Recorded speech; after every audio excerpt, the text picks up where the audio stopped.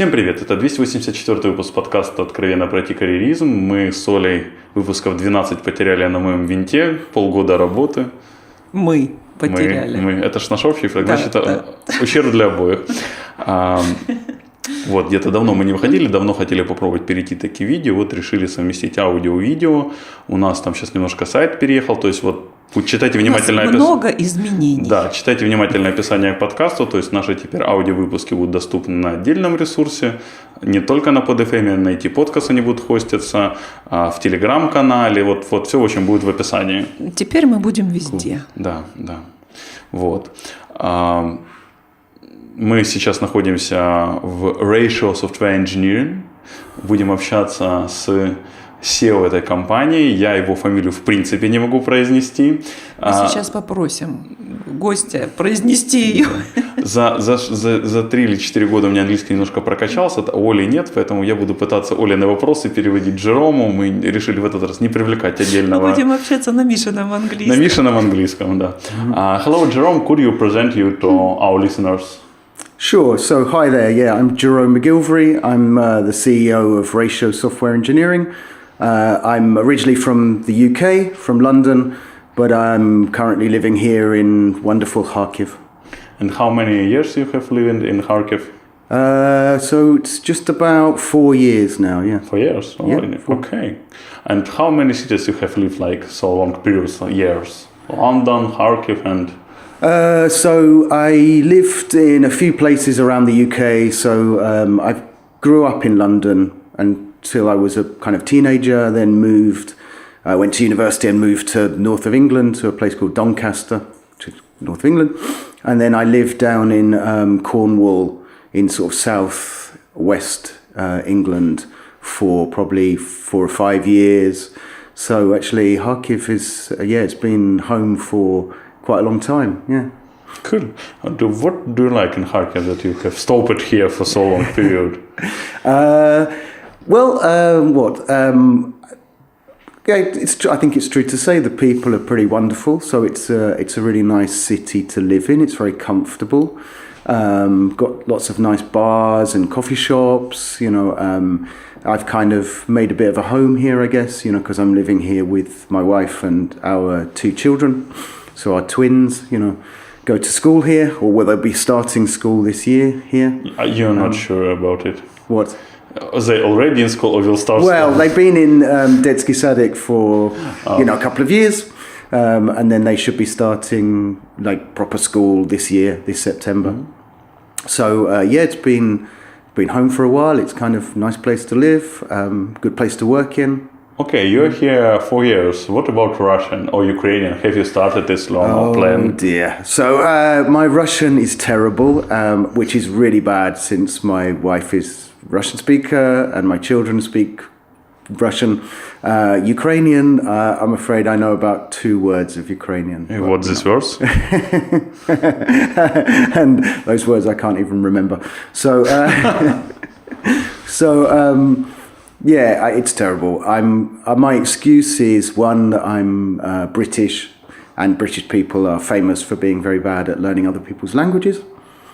Second excuse is that actually I found when I came here, I thought I would find learning Russian really easily because I thought everybody would speak Russian to me, and of course they don't. Everybody wants to practice their English with me. I could speak with you on Russian. It's easy. Maybe we could start doing 1 day a week in the office in Russian. So my third excuse is that I'm just naturally lazy. And my fourth excuse is I guess I'm a little bit older now, and you learning new languages is kind of harder when you start to get a bit older. It's real. It's children learn languages very quickly, and as you get a bit older it becomes harder, Okay, you say that your wife is Russian, is from Kharkiv? No, so my wife is actually from St. Petersburg. And how you have met that? Где тут Харьков? Where is here Kharkiv? So my excuse might be that actually my Didushka is from Ukraine originally. So my wife's father's family originally from Ukraine. He was so my great-grandfather, my wife's great-grandfather was a tankist in the Second World War, in the Ukrainian divisions of the Soviet army. But actually I met my wife in London, so we didn't meet anywhere more exotic than actually on a metro station in London, and it all started from there. So my children were born in the UK, so they're dual nationals, Russian, British, but yeah. Okay. So I have no connections to Kharkiv before coming here. Okay, then we'll return later to Kharkiv. Можно я еще немножко в этой теме поспрашиваю? А как вот после лондонской организованности, мегапорядка, вот Харьков, на мой взгляд, очень сильно отличается. Это все-таки, наверное, хаос. Как это воспринимается? Оль, ты помнишь, что мне это еще переводить? But if I understood that right, that's one of the nice things about Kharkiv. So London is a huge city. And actually, to some extent, I came to Kharkiv because I was employed by a IT company originally, an international IT company who asked me to come to Kharkiv and work in the office here, managing their clients and stuff. So, being the European representative with Western clients for this outsourcing company. The reason I took that job in the first place, partly because we wanted to bring our children somewhere that was Russian speaking. So our children were growing up in London. We had lots of friends who were Ukrainian or Russians who had children in London, and their children were struggling to keep their language alive because English is such an easy language. I shouldn't say this, should I? It's a relatively easy language to speak and learn and be understood in. These children go to school, all their friends speak in English. And we saw our friends struggling to get their children to still carry on speaking Russian at home. So, and we wanted to try and, my wife is a kind of linguist. She teaches English here, but she's kind of got a linguist background. So we wanted to come to somewhere for a while where our kids would keep that Russian language going and kind of, preserve that. So I was looking originally for jobs. I have worked before in Eastern Europe. So I've worked in Belarus before. I worked in Minsk. I've worked in St. Petersburg before. So I was looking for work in this part of the world, some Russian-speaking part of the world. And this job opportunity came up. The other thing was that living in London is not like, going on holiday in London is one thing. Living there is another story. I worked in the city of London, which is the kind of the business centre of London, which is actually slightly in the east of London. And we lived right in the west of London. And it used to take me about 2 hours to get to work every day and 2 hours back. So I used to get half of my working day was spent travelling. Train fares are incredibly expensive, so it's something like nearly spending nearly £1,000 every few months on travel, and I got to the point I was sick of we call it the commute, and my commute was I would get up in the morning, especially in the winter, it's dark outside. I would get up at 6 o'clock in the morning to get to work for 8. And I would leave the office maybe 5, 6 o'clock in the evening, and I would get home at 8, 9 in the evening.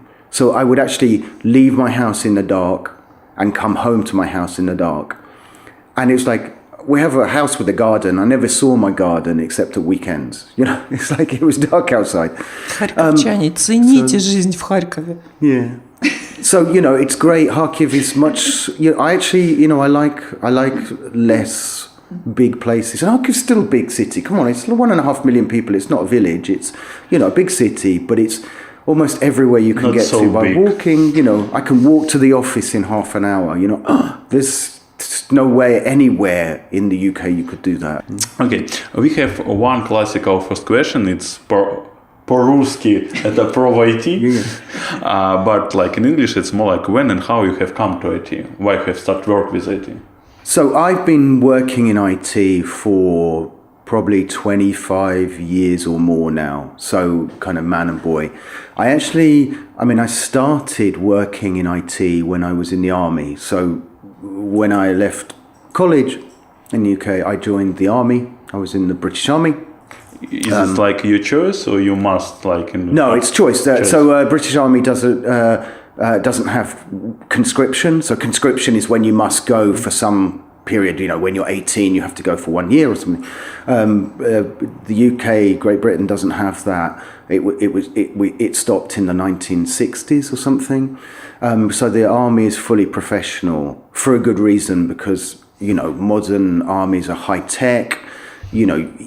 It's not really effective to have people who work for a year in the army. You need people who are committed to long term. So I joined the army. I voluntarily went and joined the army and had a salary. It's a job. It's a well-paid job at the time. So in the 1980s, middle of the 1980s. And I worked in a specialist unit that used technology, used drones and some kind of clever technology. Which year is drones?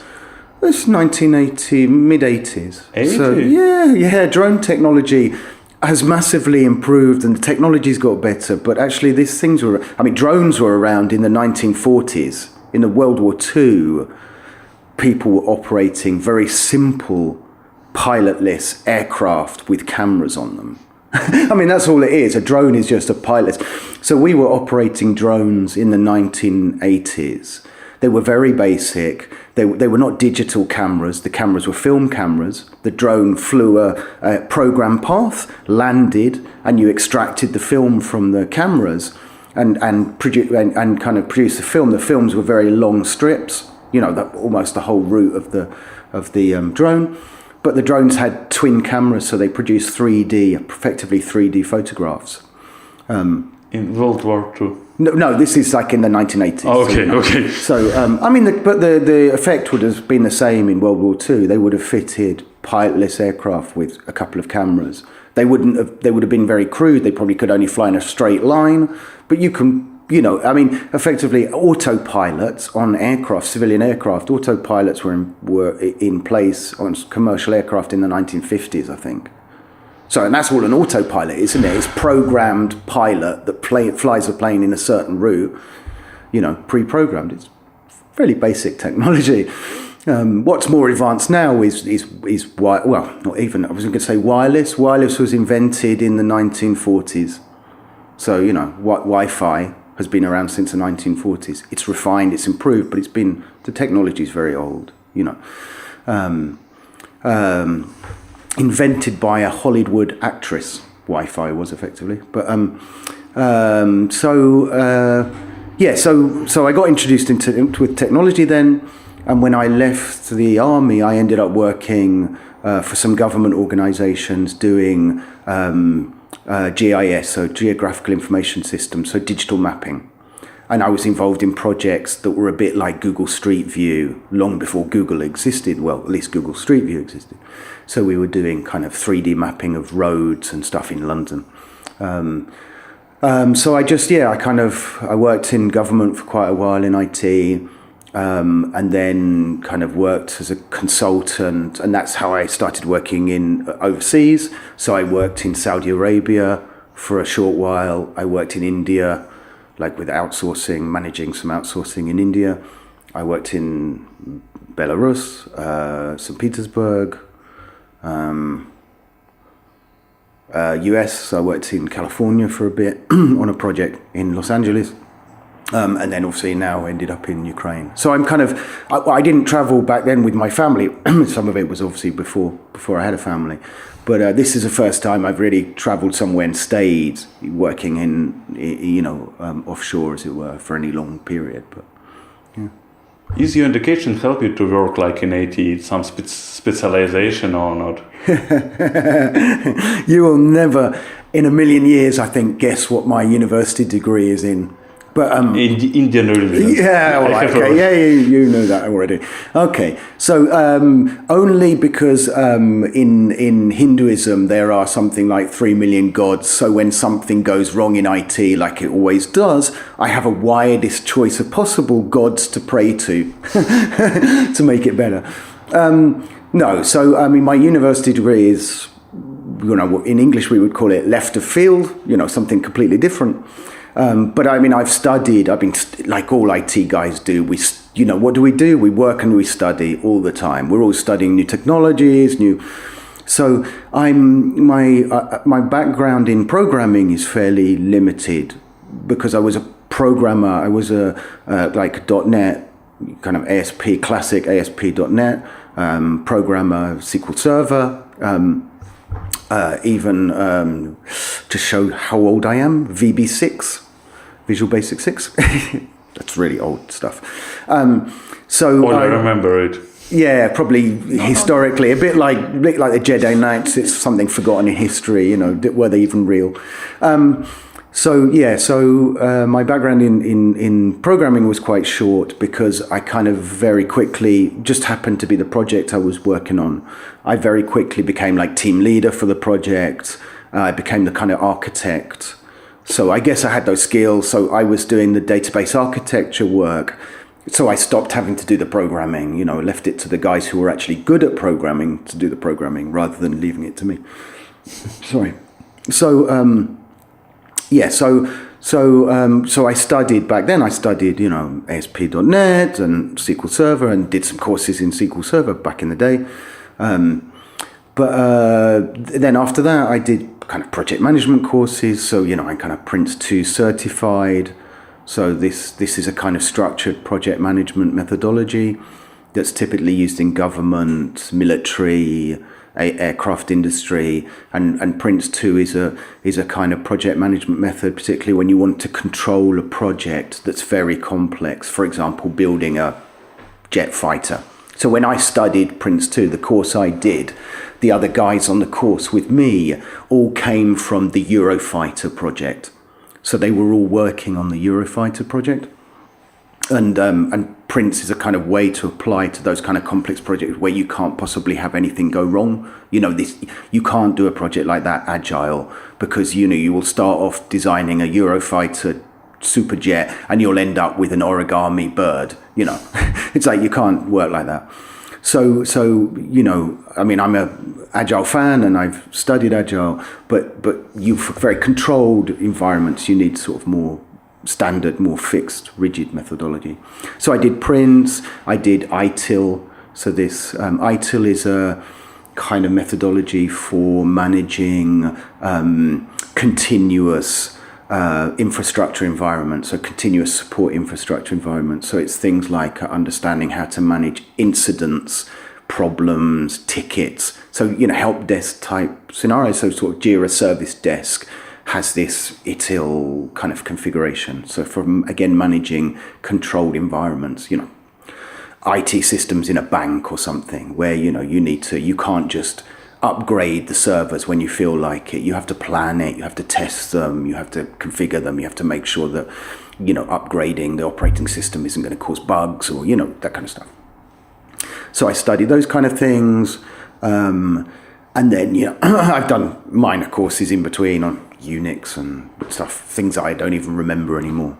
So like typical IT person, you always learning something new, always kind of trying to improve your skill set, always trying to keep up with the latest technology that somebody's come out with, Do you like this in IT? That you every time need to learn something new? Yeah, because I also think that, most people who work in IT is not just a job, it's a sort of hobby, I suppose. It's like it becomes... I think you do get people who go into IT for the money, or I was going to say for the glory. Is there any?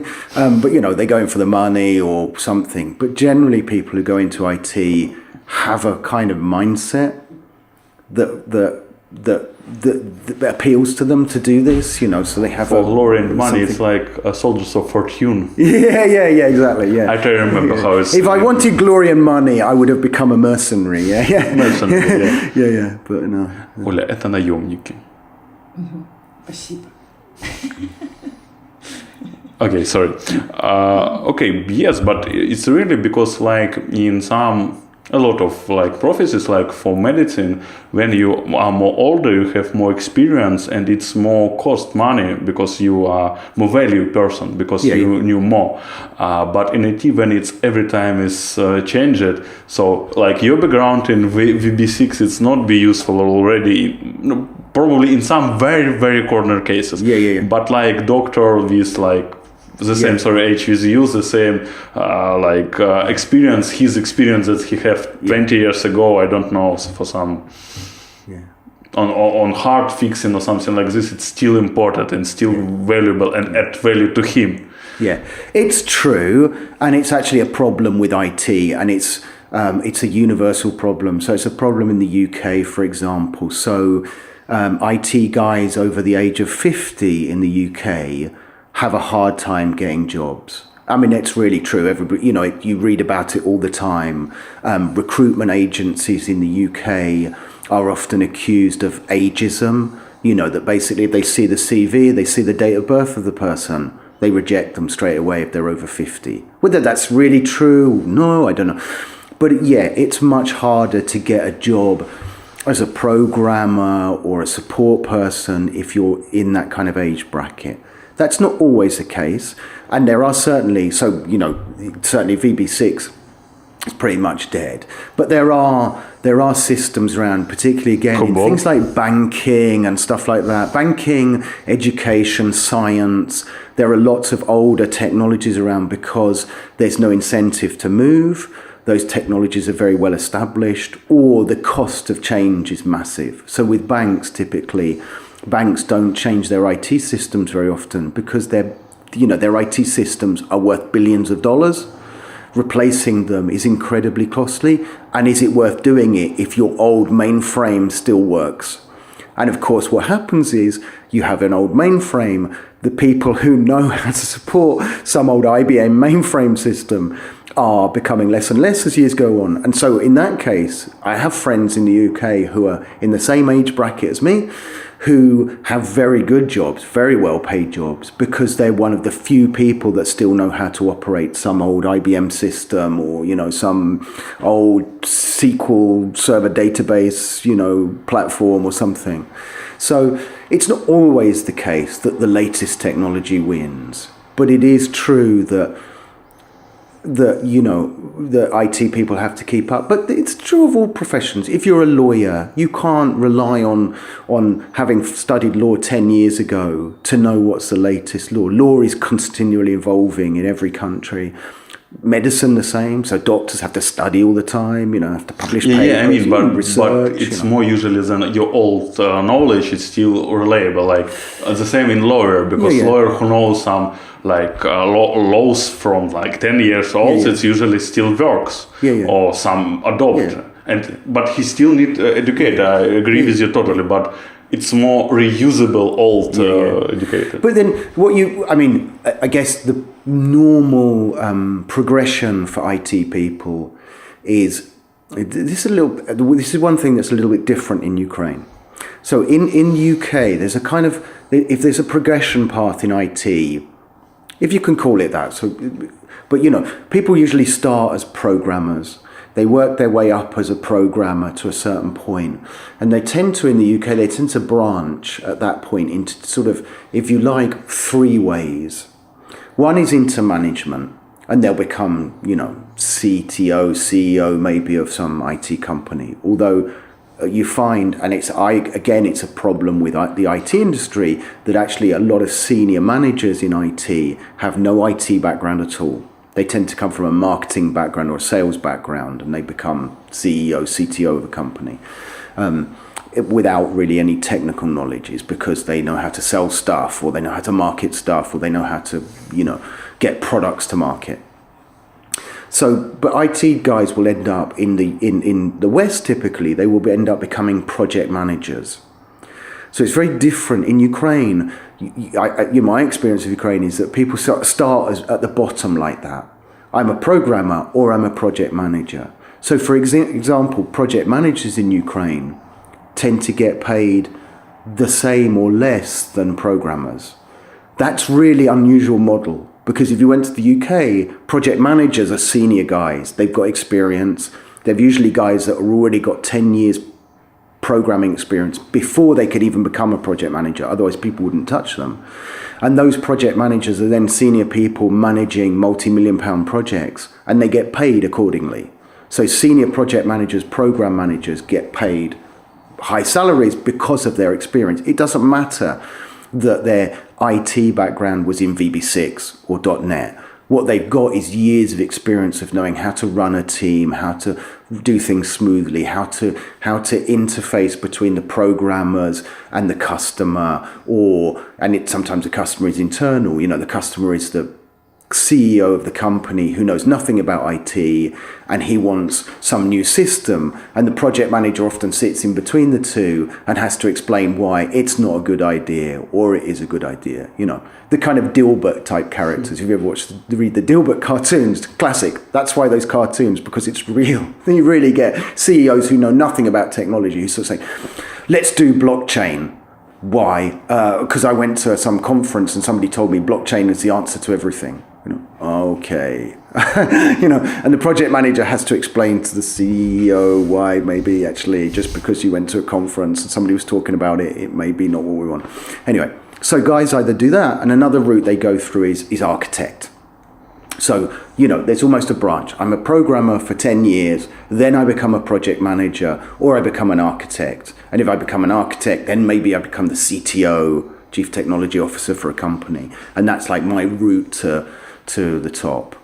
So although you do meet sometimes programmers who've been programming for 20 years because they love it and they're good at it, or they found a niche job doing it for some bank or something, you tend to find that in Western Europe, the US, people stop becoming a programmer maybe after 10, 15 years, and they go on to the next step. And so you don't have necessarily that problem where you have older programmers who can't find jobs, if you like, or struggle, because those guys are already doing something else. They're already running their own IT company, or they are, big project manager on big projects, or they are CTO of a company, or chief architect. Okay. Cool. So let's return to Kharkiv, and all with this background, with Russian wife. Yeah. Why you go to Kharkiv? So as I say, I first came here because I was invited to come here. So I worked for an IT company who has an office. They have offices all around Ukraine, Belarus. You could name this company. Cyclum. So I came to. They don't pay for us. But you could use it. Okay. Yeah. So I worked for Cyclum. Danish company, outsourcing company, big company, and they asked me to come here. I think originally they kind of offered me one of two cities. They offered me, would I like to move to Kiev, or would I like to move to Kharkiv? I came to Kharkiv, met the guys from Cyclum in Kharkiv. Met a wonderful bunch of people. Really, really nice people, very friendly, very helpful. And I guess we just, me and my wife, got to like the place very quickly. So I stayed here, worked for Cyclum for, I guess, a couple of years. Here. First 2 years, I think I was here. I was working for Cyclum, and it was great. Good, it's a good company. But for a number of reasons, one, I'm quite ambitious. Maybe you could argue I don't play well with others. I don't know.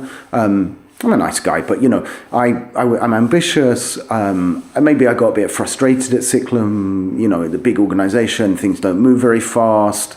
I didn't see any real progression. I was kind of hoping that I would come to Cyclum and I would, end up in a more senior management position, and it didn't really happen. And I also kind of realized that actually Ukraine is a land of opportunity for starting a business here, in IT. In a way that you just couldn't do it in the UK. So I kind of thought, well, I can, if Cyclum can do it, I can do it. So you have started your first companies in Ukraine. Yeah. It's your first experience of no. So I've owned, run several companies before in the UK. So both IT and non-IT companies over the years. So this is my first time kind of running a business, but it's, although we're still relatively small right now, this is probably my first experience of running something that's going to grow into a big business. Я вот что хотела уточнить. А есть ли какие-то особенности, проблемы, может быть, При ведении бизнеса именно в Украине, может, вот ты заметил какие-то нюансы? Have you some issues or problems for work business in Ukraine? Like probably some specific, probably some bribes. So far, no, in that sense. So, ease of doing business in Ukraine is pretty good. There are some nuances. So, just some really basic ones. So, for example, the lack of real estate is a challenge in Ukraine. Funnily enough, although renting an office is cheap, actually finding an office is quite hard. Surprisingly, compared to, for example, London. Maybe that's the size of Kharkiv, but actually it's the same in Kiev. From as I know from friends, colleagues, Ola, could you accept this? Because Ola last year worked from in Kiev. Тяжело найти офис в Киеве, так же как в Харькове или? В Харькове сильно тяжелее. Oh, she says that in Kharkiv it's more hard to find office than in Kiev. Okay, maybe, yeah. But certainly, in London, particularly the last few years, the rate of construction has been so high that if you wanted to rent an office in London, you're falling over them. They're everywhere. There are always offices available. I've been involved in office moves before, many times in London. And, if you want an office of a certain size in a certain area, you will find, 5, 10, 15 places available. So that's a logistical challenge here. In Kharkiv, we're growing. We need right now we need a new office for Ratio. And what's on the market? 1 or 2 places that are not really ideal, but they're kind of okay if we have to do it.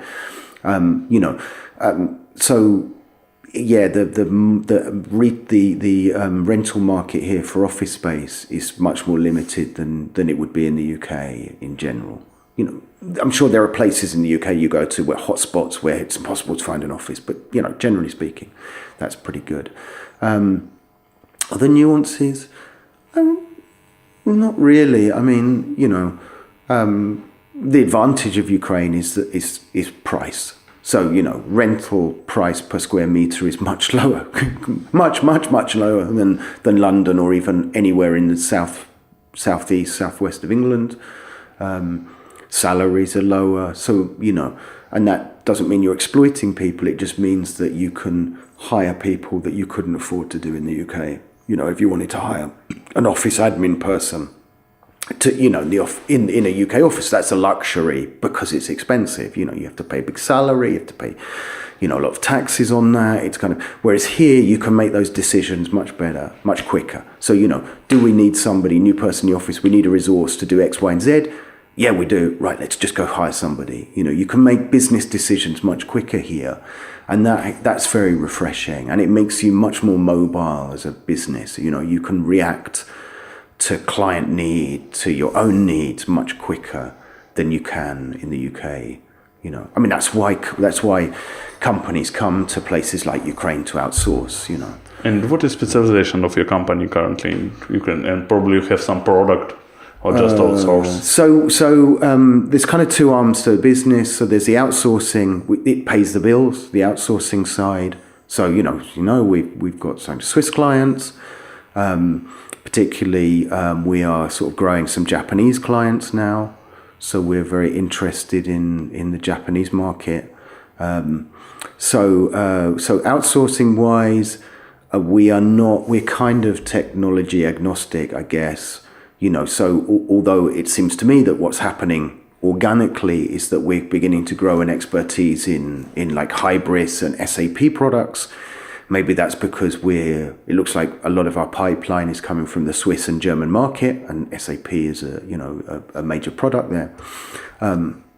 So Hybris, SAP, PHP, some .NET, we are involved in some mobile projects, but we don't really have mobile developers right now, so iOS and Android. But I'd be interested in expanding that area. and then kind of Python and those kind of products, but that's more because of the R&D side. So that's the kind of outsourcing stuff. We'll more or less do anything if we can find the resources in Ukraine or in Kharkiv to do it. And then the other side of the business is this sort of R&D side where we're doing, work with robotics, with AI, and with blockchain. So, like on the trend. Yeah. Оля, do you want to ask some questions more? Про дальнейшие планы. Еще что-то, может, хочешь спросить? Не, наверное, нет, ничего не придумала. Okay. Oля a little bit shy to speak in Russian with English. Yeah. We can say in Russian and maybe I can understand. What's next plans to you, Jerome? Personally or business? Personally, business, child. So personally, some of that is centered around the kids. So the kids are going to school. They start school in September at Nur. So Nure, whatever. Национальная это Украины как-то так. Noa. Yeah. So they start school. So they need to get into school. Getting to the rhythm of school. So we're certainly going to be around here, staying in Ukraine for like the next year or so. From a business point of view, grow the business. I'm ambitious, so I want to grow a big company here. Potentially we will look to open other offices. So, main office now is Kharkiv. I'm quite interested to open an office inside Europe, so probably Estonia. I am almost sort of certain that we'll at some point have to open an office in Kiev, simply because it's Kiev and there's a lot more resources there, technical resources. So, grow a company, get it to, by the end of this year, try and get it to, 50, 80 people. And then by the end of the following year, 200, and keep going from there. I don't have a reason to stop. And I'm not sort of, it would be great to have a business that has a couple of thousand people, as long as we can keep the same atmosphere going and keep everything happy and, So, Jerome, what is next? Let's continue. I'm not sure from some way after grow company for 200 people. Yeah. So like I said, we will. I'm sure with the boys in school, we want them to stick around. Get settled into school, grow the business. What next? Keep growing the business. Get to a point at which I can retire and buy a yacht or something. I don't know. I want to grow the business. I want to grow the client base, particularly in Japan. I want the outsourcing business to help to feed the rest of the business. I think at some point we will be looking for some major investment in R&D work. My personal passion and kind of my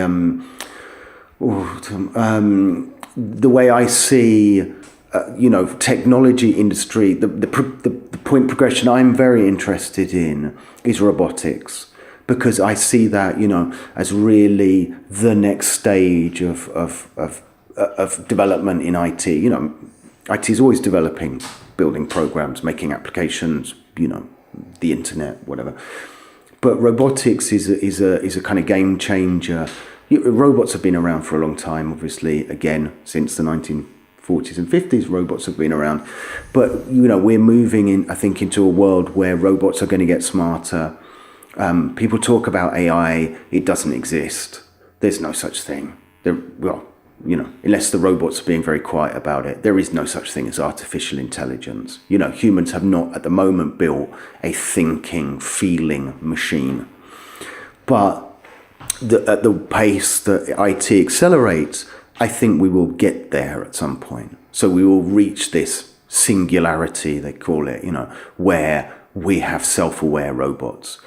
It's a very interesting theoretical and almost philosophical thing to consider. The concept of what do you do when you have machines that become self-aware, and how do you define self-awareness? The Turing test is not proof of self-awareness. That's just proof that a robot can fool a human into believing it's real. There's not much effort involved in that. That's smart programming, and chatbots can do that. They can get away with convincing the person who's listening in a chat that that's a human they're talking to, not a robot. That's not that clever. But a real robot that kind of gets that point of singularity, that's going to be a very difficult world to deal with, because there are things that define human intelligence, and one, for example, is the ability to deceive. So our ability to lie is actually part of the definition of what makes us intelligent. What the hell do we do when we get to robots that are self-aware enough that they can deceive? So powerful, strong machines that can tell a lie. That's a really difficult world to live in. Isaac Asimov's rules of robots shouldn't ever harm a human. Well, all right. Well, if a robot is that clever, it can say, "Of course, I wouldn't harm you," and not necessarily mean it. So that's a really interesting world, and robotics is a very fascinating place because it's a meld of engineering. It's about so it goes all the way from how do we improve power. At the moment, if we built a super self-aware robot and it walked down the road, after 10 minutes, it would run out of battery power anyway and go, So we don't have to be very scared of Terminator right now, because the Terminator would get about 100 yards before he ran out of battery, and then he'd just be a giant toaster.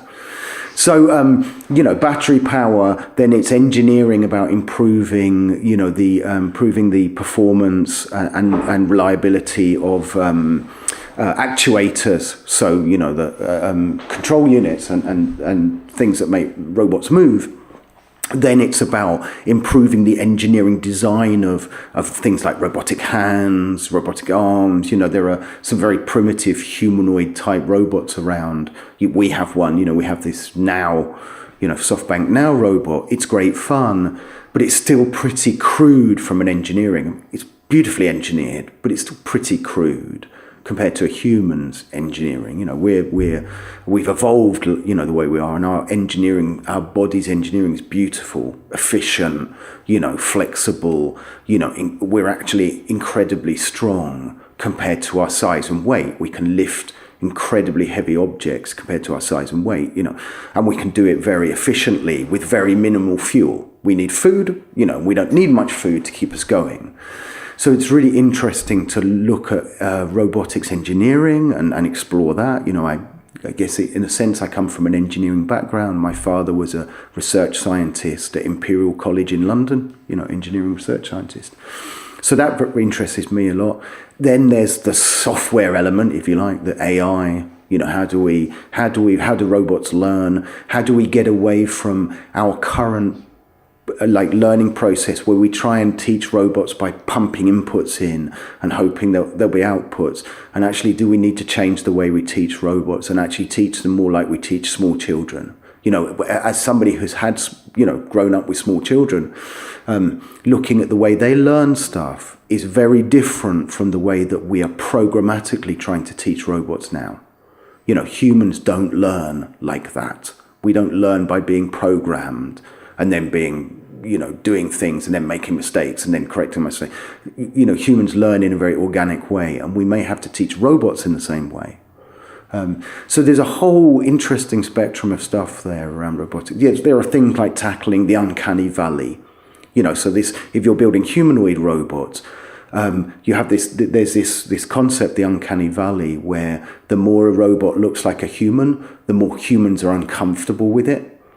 So, if you start with a robot, so Ex Machina, the robot in that, actually it's almost uncomfortable because it's a robot, but it looks almost like a human. And that's a really weird place to be in. There's Sophia or whatever, that robot kind of mannequin thing that I think was it Dubai or something have offered citizenship to, or something mad. Anyway, the robot is very clever mechanically, but you look at it and it's pretty freaky.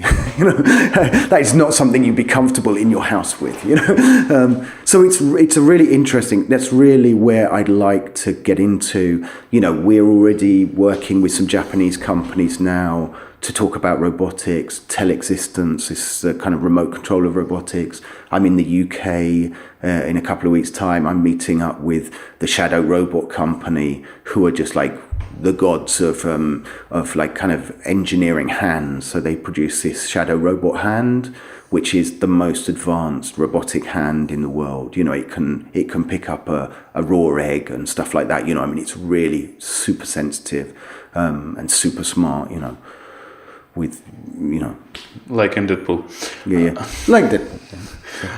The first time, if you remember the small. Yeah. Okay. Like I'll finish 2 questions. Could you recommend 2 books for our listeners? Just random books that you like. In any time, probably it's about childhood or about IT, about some. Okay,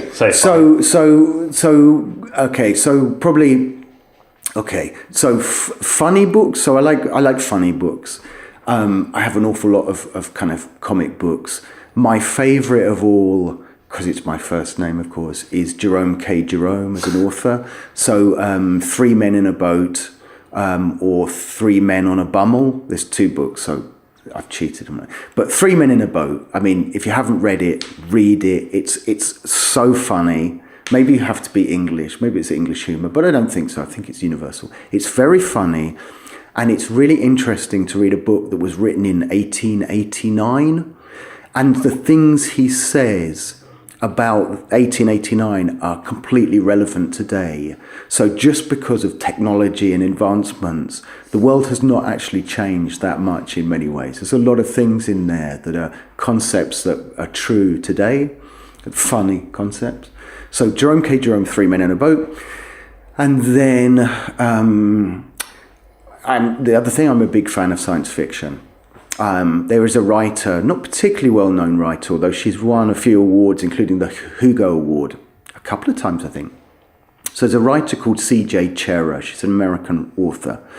And I've been a fan of her books probably since I first found one in an old second-hand bookshop. I went to, see them so much in Ukraine, but in the UK, there's a lot of these second-hand bookshops on High Street. There'll be a bookshop selling old books that are already been read, old pre-read books, pre-loved books. And I found, maybe when I was 18, I found a copy of one of her books and loved it. There is a series of books. She's written science fiction and fantasy books. There's one, and it's for the Ukrainian audience. There's one series of books that are set in kind of medieval Kiev and Russia. So, Kiev and Rus, so Ukraine. And the first book is called Rusalka. And it's really good. I don't think you'd find it in Russian or Ukrainian. Okay. But you could read it in English. It's brilliant. It's a sort of fantasy story about this, drowned girl who's a kind of ghost and magicians and stuff like that. Okay, so for last, say something good for our listeners. Oh, hell. Oh, hell. Okay. Yeah. What can I say? Thank you very much for listening to me. It's great to talk to people and meet people and kind of, talk about myself. It's, Ukraine is a wonderful place, I think. It's a really wonderful place full of really cool people. Don't ever despair of what you can achieve, here. Yeah. Okay, thank you, Jerome, that come and answer to our questions. Спасибо слушателям, что слушали нас. Подписывайтесь на нас теперь в Ютубе, в Телеграме, в iTunes. Все ссылочки будут у нас вот где-то там в описании. Всем спасибо, всем пока. Спасибо, что досмотрели наше видео до конца. Если оно вам понравилось, поставьте, пожалуйста, лайк, подпишитесь на наш канал и не забудьте нажать на колокольчик. А еще можете посмотреть видео с нашего прошлого проекта «IT и роботов».